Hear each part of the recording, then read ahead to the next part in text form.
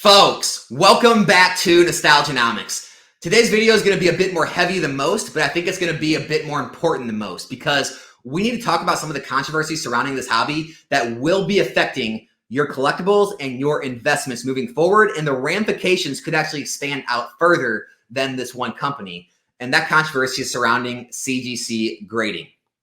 We're going to get into it. If you don't know, I'm going to talk about the controversies that have been going on. We're going to look at the market, how it's been affecting, and we're going to talk about how to position yourself going forward. But before we do and go down that long hole of deep, dark peril and destruction, let's start the video out on a little bit of a lighter note. And if you're looking to move any of those slabs from CGC, Beckett, or PSA, make sure to check out Arizona TCG. Guys, they got a great site, a great service. They took their fees down recently to 13.25% to match the eBay fees that you would pay doing it yourself.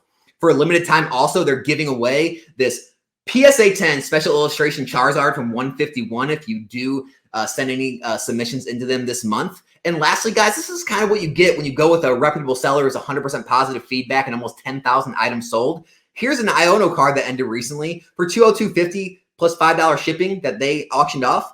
Here's another one the same week that went for $187.50 plus shipping. So you're also going to get top dollar for your cards because you're going to get high resolution scans, good titles, good description, and good customer service with them. So make sure to check out Arizona TCG. The link will be in the description in the comment section below. Here's a video that I made 4 months ago. Just so you know, I'm not hopping on the bandwagon because I don't do that, right? Back then, everyone was hopping on the CGC bandwagon. I wasn't. I was very clearly in the minority. This video, if you go check it out, it's called Losing 100K in Pokemon Investing, Do Not Grade with CGC. Go look at the comment section.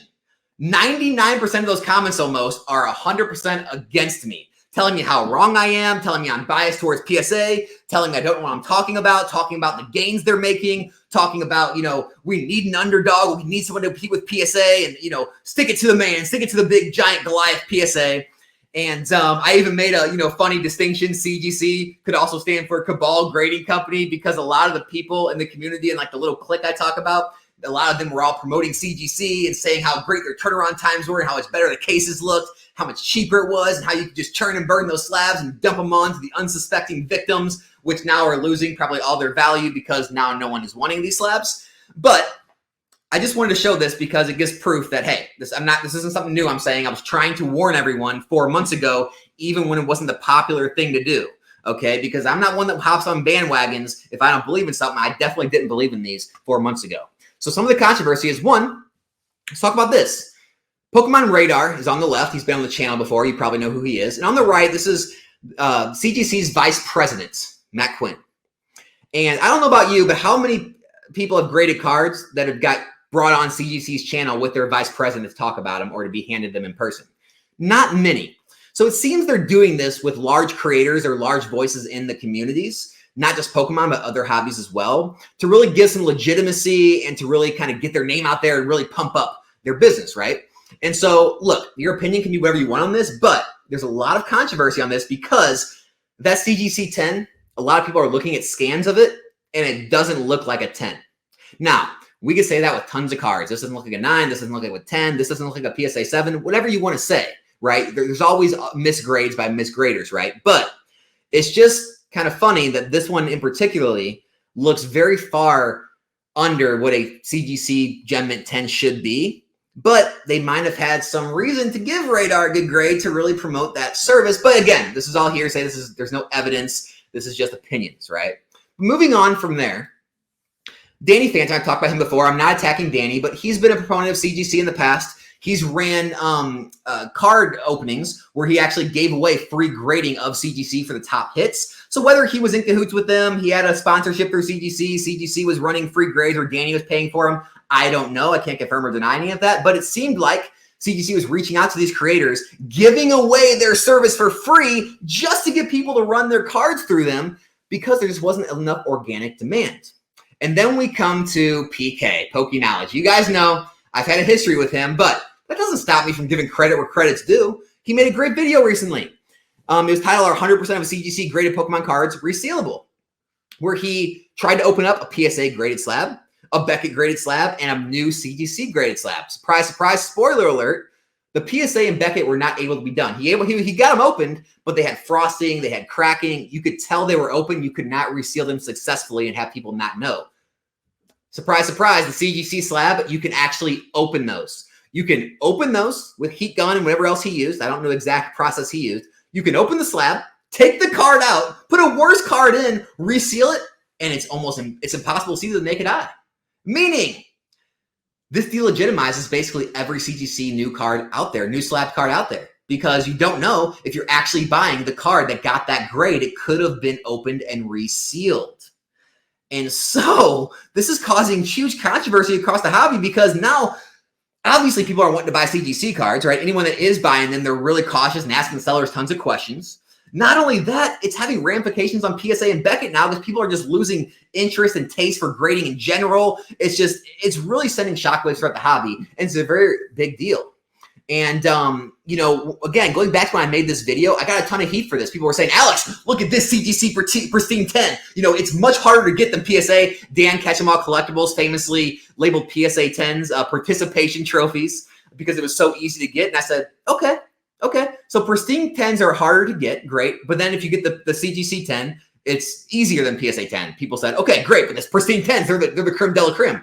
But then I said, but shouldn't it all depend on the dollars? And so I'm going to show you some dollars. PSA 10 recent sale of the Blastoise 151 at auction, over $200 with shipping. Same time frame, the CGC 10 goes for $121, and the big bad boy, the Pristine, the creme de la creme that it's very hard to get, went for $177.50 with shipping, less than the PSA 10 by what, 20%? So now you have even the crown jewel of CGC grades going for 20% less than their PSA 10 counterparts, even though they're harder to get. So now you're sending in your cards to CGC. You might get a CGC 10, but more likely you're going to get a Gem Mint 10, and you're going to take, far less percent less for your card. If you do somehow get some of those pristines, you're still getting less than the PSA 10 because guess what? People are stopping trusting them. People are stopping to want them. The craze is gone. You don't have as many content creators pumping them up and saying, great with them, collect them, they're better, look at their cases, they're clearer. We need to stick it to the big bad Goliath PSA. There's a reason they're the Goliath, because they're trusted and they don't fall into these kind of controversies. Next up, the Obsidian Flames Charizard. Here you go. Gem Mint 10, $135. Pristine 10, $290. Okay, good. There is a huge margin there over the Gem Mint. That's good. But look at the time frames. December 17th, December 16th. Ready? December 16th, $325, $345, $300, $334. The PSA 10s are crushing the sales of the Pristines, and absolutely it's not even the same ballpark for the Gem Mints, which that's what you get most of the time anyway with CGC. So again, you're grading with a less trusted, less popular, less liquid grading company, and you're getting less for your money even if you hit their top grades. Not only that, let's go into the numbers. Here is eBay's backend, which tells you how many things are selling. So I typed in Pokemon CGC 10 in the past month, see how many are selling. Well, you only have 5 million sales, or $5 million in sales in the past month with CGC slabs. When you look at Pokemon PSA 10 slabs, 56 million. Over 10x. That's like over 11x what CGC is selling. So, in conclusion, you have CGC slabs, which can be opened and resealed, which is proven by PK. So you don't even know if the card you're getting in that slab is the actual card that got graded. 2, it's proven by eBay sales statistics that it's a far less liquid slab, a 1/11th of CGC cards compared to PSA cards. I showed you multiple examples where even the CGC Pristine 10 can't hold up to its PSA 10 counterpart. And if, you most likely you get that CGC Gem Mint, it's hard to get that Pristine. It's exponentially less than a PSA 10. You have multiple controversies of PSA or CGC bringing on these random big creators, trying to show these great grades they got with CGC to try to, pull more high-end business to them. You have other creators taking deals maybe to where they're giving away free grading with CGC just so people send cards through their freaking service. I don't know what else to do anymore. You have to make your own decisions. These are the facts that are put in front of us. These are the numbers. This is what's out there. I'm going to continue to keep my same opinion I had 4 months ago. Don't grade with CGC. Don't collect CGC. People are going to continue not to want them, in my opinion. The numbers are already less. They sell less. They're less liquid.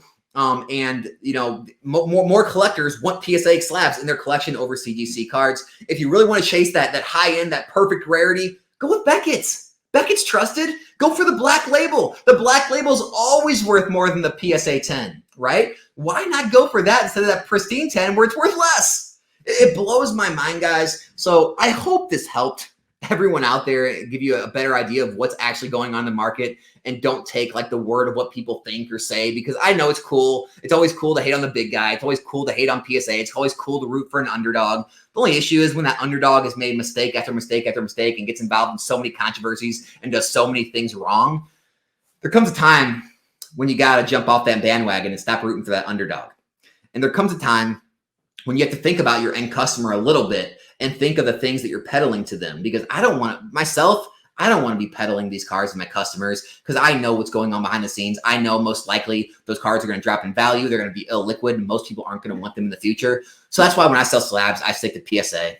So that's the video, guys. I hope you enjoyed it. Let me know in the comments, as you always will, what you think. I'm sure you'll blow me up like you did in the other video. Maybe not now. Maybe now more people are starting to come see the light, but we'll see how that goes. But I did want to give a shout out before this video ends. I have one of my live box breaks coming up. Nostalgianomics.com. You can buy packs. It's going to happen tomorrow night, Thursday, January 11th at 7 p.m. Central Time. We got Brilliant Stars packs coming from a Brilliant Stars booster box that will be open live on stream. Crown Zenith booster packs that will be coming from a Crown Zenith ETB open live on stream, and 151 booster packs that will come from a UPC open live on stream. These are all lots of 4. I kept the prices as fair as I could. And even if you don't want to be involved in the pack break, still show up to the live stream. We can still hang out, chat. You can see if other people open some good stuff, and it'll be a good time. But if you want to purchase packs, you can do so on nostalgianomics.com. That's all I got, guys. Subscribe to the channel if you're not yet. Other than that, I'll see you back for that pack break tomorrow. I am out.